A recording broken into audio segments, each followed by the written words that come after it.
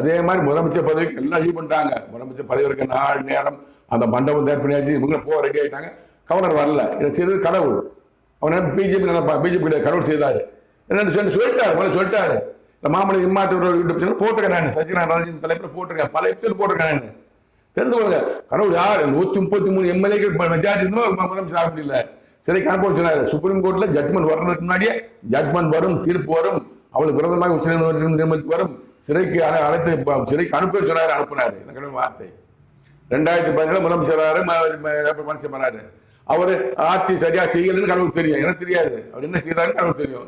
அவர் 2019 சொன்னாரு, அப்போ எனக்கு முடிவு வருகிறது, தொடராது, அதிகாரம் பறிக்கப்படும், அமைச்சர் பல தடவை சொன்னாரு. தனியாக எபிசோடு போட்டிருக்கேன். 2000 தோற்றாரு. 2000 தமிழக முதலமைச்சர் மு.க. ஸ்டாலின் தான் என்று எப்ப சொன்னாரு? 17, 18, 20, 12, 2016 சொன்னாரு. அப்புறம் 17